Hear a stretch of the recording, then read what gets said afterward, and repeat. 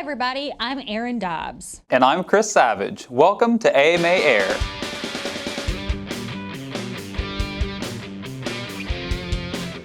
Coming up today, the SUAS Task Force has made its recommendations. We'll tell you what they proposed as well as the AMA's response. We'll be giving you all of the details on how you can take part in the 2016 AMA Expo coming up in January. And we'll take a look at Purdue University's library archives and find out what hidden aviation artifacts reside there.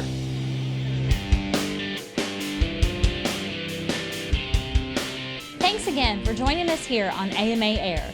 We appreciate you joining us today and on the first of every month. Now, let's get started with our top headlines from November. The Department of Transportation's UAS Task Force, designed to make recommendations on a registration procedure for unmanned aerial systems, has submitted their findings to the FAA. Among their findings submitted, the task force is recommending that each pilot would register themselves as an operator as opposed to each drone that they own. They would receive a universal registration number to attach to each of their SUAS that would be tied to their name and address.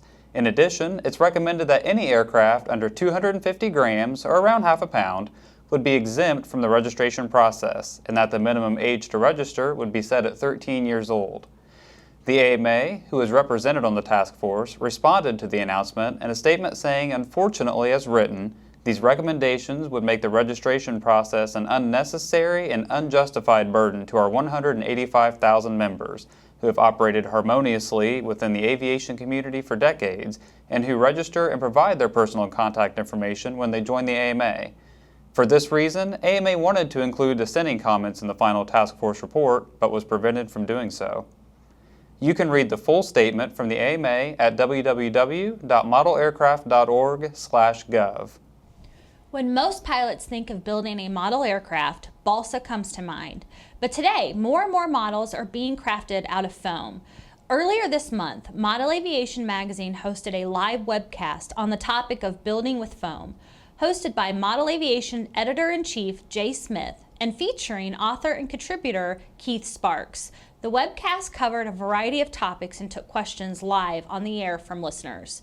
The show is archived and available to listen for free at www.modelaviation.com. AMA will launch its first edition of Ground Control the first week in December.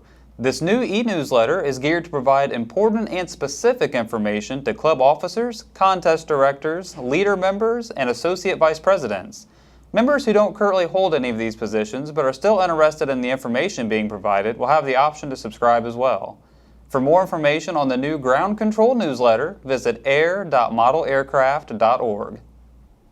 Only one university has the honor of graduating 23 astronauts, including Neil Armstrong and Gus Grissom, and numerous leaders in the aviation and engineering fields. It's not surprising that hidden in the Virginia Kelly Carnes Archives and Special Collections Research Center are some incredible pieces of aviation history.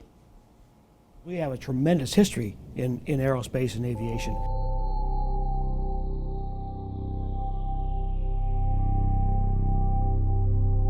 The artifacts tell a story that maybe doesn't appear anywhere else. Some of the things we see in the collections are more personal reflections from the pilots and the astronauts about what the experience was like.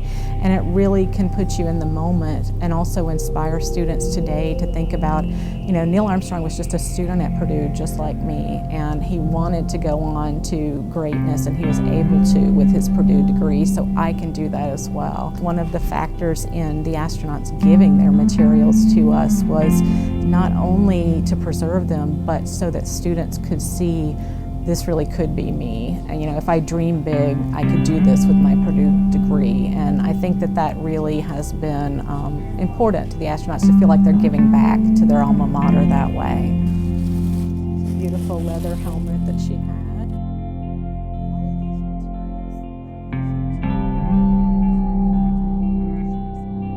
Purdue's always been known for their engineering programs, and they've had a reputation as the cradle of astronauts, of the place outside of military schools where really if you wanted to become an astronaut, this is where you should come. Indiana has a great history in flight and space right from the very beginning.